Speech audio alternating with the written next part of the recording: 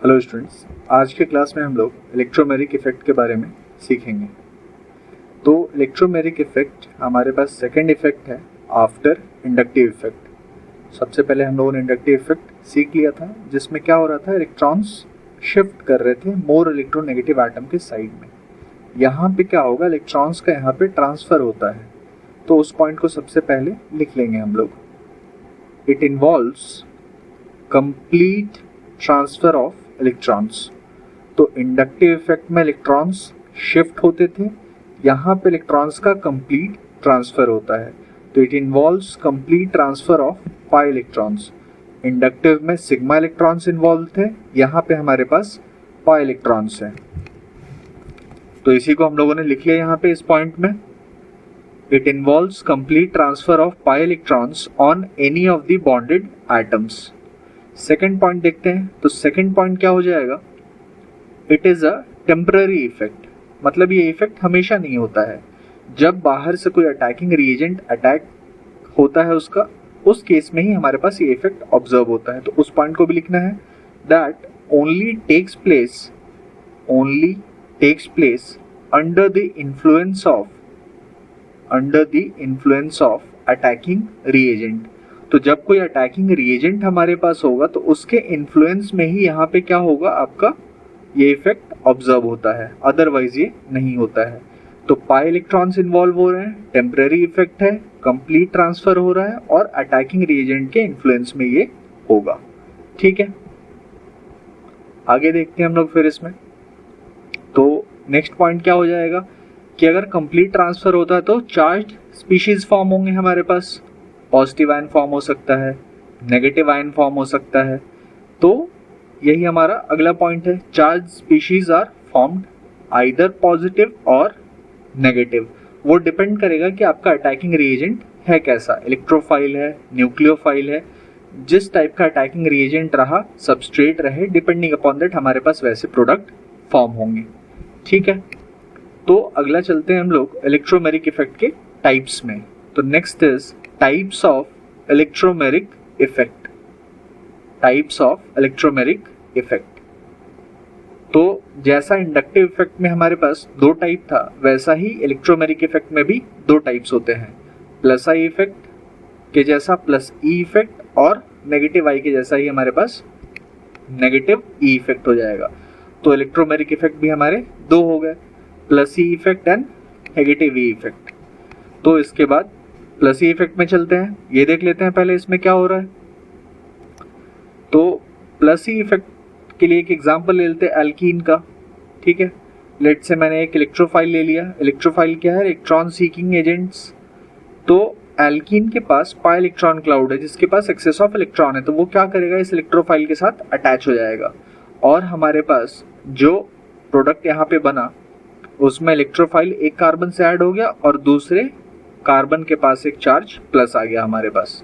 ठीक है, तो अब प्लस चार्ज आ गया, तो यानी यहाँ पे पॉजिटिव आयन बना। तो ऐसे इफेक्ट जो होते हैं इनको हम लोग बोलेंगे प्लस ई इफेक्ट, जिनमें क्या हुआ, पाई इलेक्ट्रॉन जिस एटम पे ट्रांसफर हुआ है अटैकिंग रिएजेंट, उसी एटम से अटैच हो गया है। तो pi electron is transferred to that atom to which the attacking reagent is attached. to which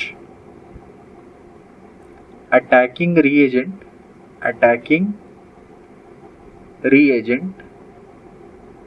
is attached or gets attached। तो ये पॉइंट लिख लेंगे हम लोग। ठीक है, तो इससे पॉइंट क्लियर हो गया। नेगेटिव इफेक्ट में जस्ट इसका अपोजिट हो रहा होगा, मतलब जहां पे हमारा अटैकिंग रिएजेंट अटैच होगा, अपना इलेक्ट्रॉन उससे अवे जा रहा होगा। तो इसमें एक एग्जांपल ले लेते हैं हम लोग, कार्बोनिल ग्रुप का सी डबल बॉन्ड ओ ले लिया हम लोगों ने। तो ये क्या हो सकता था, it can be an aldehyde और it can be a ketone. ठीक है, तो कार्बोनिल ग्रुप लिया, न्यूक्लियोफाइल ले लिया एक हम लोगों ने। तो nucleophile is what, it is nucleus seeking group, मतलब वो ये वहां पे अटैक करता है जहां इलेक्ट्रॉन का रिक्वायरमेंट है। तो जो प्रोडक्ट बनेगा हमारा, कार्बन से अटैच हो जाएगा न्यूक्लियोफाइल और ऑक्सीजन पे नेगेटिव चार्ज आ गया। ठीक है, ऑक्सीजन पे हमारे पास नेगेटिव चार्ज आ गया यहाँ पे। So pi electrons are transferred. Pi electrons are transferred away from the atom to which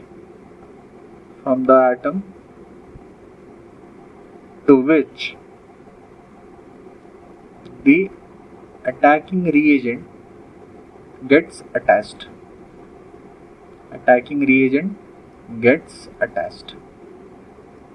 तो प्लस ई में जहां पे इलेक्ट्रॉन ट्रांसफर हुआ वहीं पे अटैकिंग रिएजेंट अटैच हो गया, माइनस ई में जहां इलेक्ट्रॉन ट्रांसफर हुआ उसके अपोजिट हमारे पास रिएजेंट अटैच हो रहा है। तो ई प्लस जो यहाँ पे था it was electrophile, electron seeking group और इलेक्ट्रॉन लविंग ग्रुप, और NU माइनस हमारे पास न्यूक्लियोफाइल, न्यूक्लियस सीकिंग ग्रुप और न्यूक्लियस लविंग ग्रुप। ठीक है, आगे चलते हैं इसमें हम लोग।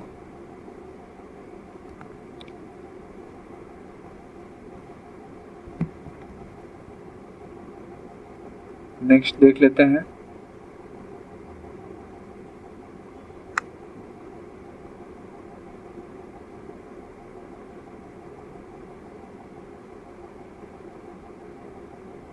नेक्स्ट एक एग्जांपल ले लेते हैं हम लोग यहाँ पे कि इलेक्ट्रोमेरिक इफेक्ट में और किसी का इन्फ्लुएंस कुछ हो रहा है क्या। तो जैसे मैंने CH3 ले लिया और इसके साथ मैंने ऐड कर लिया CH डबल बॉन्ड CH2। ठीक है, और यहाँ पे मान लीजिए अगर मैंने एक इलेक्ट्रोफाइल को ऐड किया, अगर यहाँ पे इलेक्ट्रोफाइल को ऐड करना होगा तो इलेक्ट्रॉन्स का ट्रांसफर होगा, दो वे में हो सकता है, on either side electrons can be transferred. तो अगर ये इलेक्ट्रॉन अपने राइट वाले एटम पे चला गया तो हमारा जो इंटरमीडिएट बनेगा यहाँ CH2 पे माइनस और CH पे चार्ज प्लस, मतलब इलेक्ट्रोफाइल CH2 से ऐड होता है इस केस में। या फिर एक और हम लोग ले सकते हैं CH3 CH double bond CH2 और इस समय इलेक्ट्रॉन हमारा इनसाइड वाले C पर आया, तो इस केस में क्या होगा, CH पे चार्ज हमारे पास माइनस हो जाएगा और CH2 पे चार्ज यहाँ पे पॉजिटिव हो जाएगा। ठीक है, तो मतलब यहाँ पे दो केसेस हो सकते हैं। तो अब ऐसा अगर हो हमारे पास, ये सवाल आ जाए कि इन दोनों में से ज़्यादा फॉर्म होने के चांसेस हैं किसके, तो याद रखना है आपको कि CH3 यहाँ पे प्लस आई इफेक्ट ग्रुप है और प्लस आई इफेक्ट ग्रुप का काम क्या होता है, it stabilises the positive charge को ये हमेशा स्टेबलाइज ये करेगा वहाँ पे। तो पॉजिटिव चार्ज अगर स्टेबलाइज होगा इससे तो पॉजिटिव चार्ज CH3 के जितना क्लोज रहेगा उतनी अच्छी बात है। And we can also say it destabilises negative charge.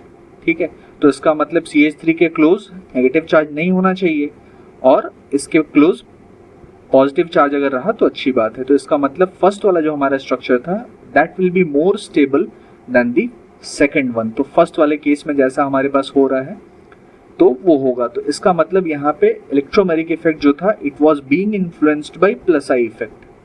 ठीक है, तो ये भी आपको रखना होगा याद। Consider other electronic effects also, other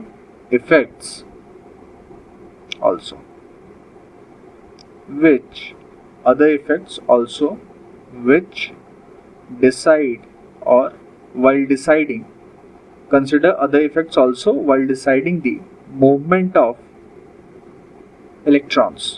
तो हमेशा ये ध्यान में रखेंगे हम लोग क्योंकि इलेक्ट्रॉन्स उस वे में मूव होने चाहिए जिससे हमेशा ज़्यादा स्टेबल चीज़ें फॉर्म हो, ज़्यादा स्टेबल स्ट्रक्चर फॉर्म हो हमारे पास। ठीक है, तो लास्ट पॉइंट एक लिख लेंगे हम लोग, always go for greater stability. तो जहां पे ज्यादा स्टेबिलिटी होगी वो चीजें बहुत ही आसानी से फॉर्म हो जाती हैं।